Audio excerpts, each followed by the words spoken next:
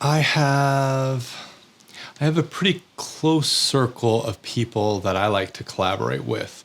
That circle changes over time. It kind of evolves every 6 months or so. Some new people come in, some people who I've been working with for a while might go on to do other things. But I try to keep the people that I collaborate with really close to me because I think it's important that when I'm working with someone really intensely, that we have a mutual understanding of the things that we're doing and that we trust each other. And that doesn't just happen overnight. You really got to work on that. And you've got to kind of get to know one another really well. And I think I've achieved that in some respects with the people that I'm working with now. And I think I've had that before and the people I've worked with in the past. But that's always kind of been my MO, is to work with a small group of people really closely rather than work with kind of everybody, but just not very well, not very much. When I was in school, especially in high school, I was kind of I'm an academic today, so I guess it's no surprise that I was the nerdy, geeky kid in school who did a lot of work with science and technology and was really into academics. I wasn't really into grades. I would stop short of saying that I was really into grades. I really didn't care much about grades at all. But what I did care about was kind of learning and like embracing knowledge and kind of absorbing as much information as I could while I was there. And so I would, you develop these cliques in high school, right? And so I had my clique and the people that were there, all kind of looked to me to kind of do the work on our group work projects. And that was fine. It never bothered me that I was the one to be responsible for the project because I really enjoyed it and it never really kind of upset me or anything. I just did it because I was like, oh yeah, let's do this. Okay, this is my role. This is what I get to do. I'm going to take that and jump right into it. And it gave me a purpose. It gave me a sense of belonging because, I was doing something for the team. Even if that meant that they got a chance to kind of mess around, it gave me a chance to kind of do the work. So when we were dissecting frogs in science class, I was the one doing the dissecting, taking things apart. And occasionally the group members would check in with me. How's it going? Is the things going well? And I would, oh yeah, look, this is the heart, these are the lungs, blah, blah, blah, blah.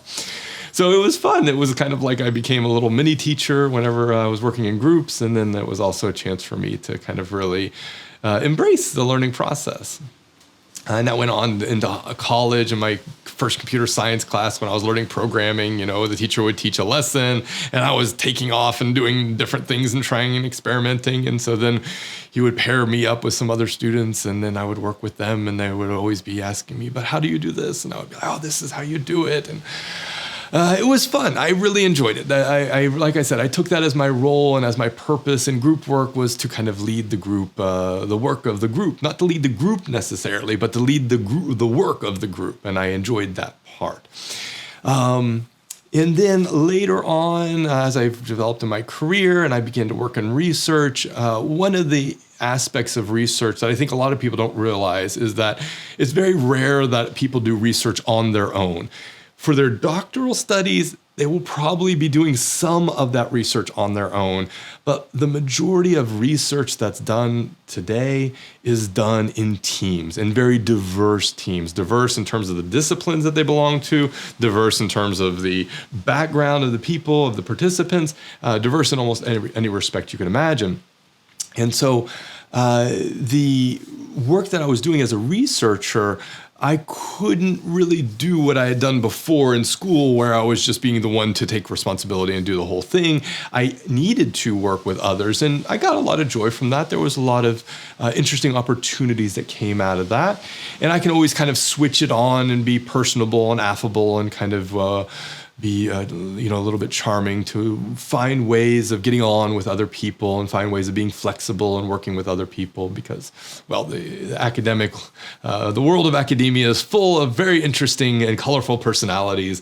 And so it's always been kind of my, aim is to flex and accommodate and support and find ways of working with others, no matter how kind of different their personalities might be. And so this is one of the key things that you have to do when you write a research project proposal. So if you're ever applying for funding, for grant funding, especially if it's competitive, if it's a competitive bid, you're very, very likely to have to put together a consortia of different institutions and different academics who are participating in the project. Now, there's probably going to be a lead researcher of some sort or the other, some sort of principal investigator, but the likelihood is that there's going to be a whole group of people that are going to be contributing to that project, and that they're going to span every possible area, field, expertise that you could imagine.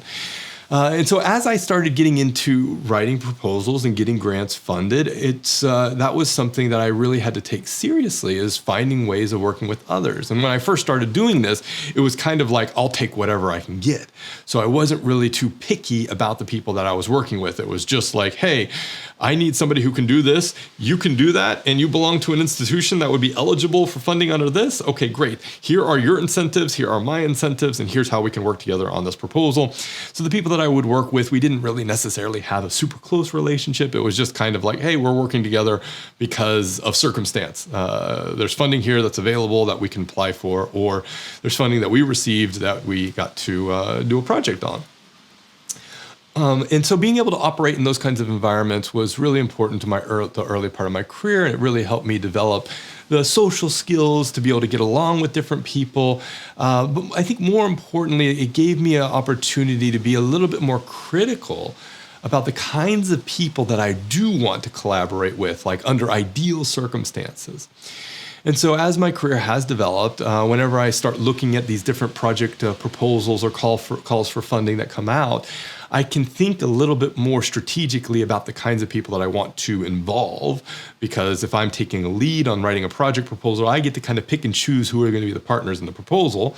And the way I inform those choices is not always just in terms of who might be eligible or who might be the best pick on paper, but who do I truly want to work with, and who do I believe is going to be able to create the most impact in this project, and whose life can benefit from being involved in this project. So I very rarely think about what's kind of in it for the guts and the glory of the project. I really think about the people who are involved in the project. How can they get the most value out of it? And how can we as a group create the most impact with it? And I think this is how I ended up with this proposal that I got funded from the EU this year, was really focusing in on the people and who do I want to work with. And in doing so, it gave me a chance to develop new relationships that I had kind of scouted and realized that, yeah, these are people that I would like to work with if there was an imaginable future that I could work with them. And then these are people that I've worked with before that I would love to continue working with. And so that project and the work that I'm doing now is really, I sit in a position of privilege because I can be more selective with who I work with, and I don't have to focus so much on filling a gap, but really finding a way of making the gap work for me, make it work for the people who I'm working with. And I think that's a really, really fun and interesting approach now. So I had a mentor early in my academic career who gave me a really sound piece of advice when it came to applying for project proposals and applying for grant funding. And that was basically, there's two most critical elements to applying for funding, really to when I say applying for funding, I want to be clear here. What I mean is that when there's somebody who has resources and you're asking for those resources, there's two most important things that you have to think about. Number one, the idea. And my mentor explained this to me very, very clearly. The idea has to be strong, and it has to come from you as the leader. They were very clear about that, because a lot of times what can happen is when you bring together a large group of people, the inclination can be that, we have this group of people together, we have to operate like a democracy, and everybody has to have their say in the idea. My mentor had a different kind of way of approaching this, and what they really kind of espoused was that you as the leader of this effort has to have a clear vision that you attract people to that vision and that you get them to kind of sign on to it. That doesn't mean that the vision can't be molded and isn't flexible enough to accommodate changes based on the perspectives of the other people who are coming into that project. But it does mean that there needs to be a clear central narrative that you kind of own as the project leader. And so that being the key critical criteria, the second key critical criteria is the people, the network that is involved in that proposal. So if you're asking for resources from someone, you have to be able to say, here's my idea, here's the people that are involved, and both of those need to be strong. Everything else is secondary. Everything else is not nearly as important as the idea and the people. And the funny thing is, my mentor was an academic, and he was really focused in on research funding, and it's borne out truth in my experience in academia, but it also applies to entrepreneurship and innovation. Because when you pitch for an investor or you pitch for a client, those are the two most critical elements, I would say, to getting that funding, getting that support, is the idea and the people behind it. You may not have your financials lockstep, just 100% perfect. There may need to be some modifications there. You may not even have your implementation plan completely articulated. But if you've got a great idea and a great group of people who support that idea, who are pushing that boundary, then I think you can go really, really, really far, and everything else you can kind of figure out as you go along. So I attribute this advice to being the success behind a lot of my academic efforts, behind a lot of my entrepreneurial efforts. So if you work in any of these fields, if you're an entrepreneur, if you're a researcher, if you're an innovator, even if you just want to pitch to a boss a new idea, think first, what is that idea? Are you able to clearly articulate your narrative? And then secondly, who is supporting it? Who have you rallied to push this idea forward, to make this idea happen?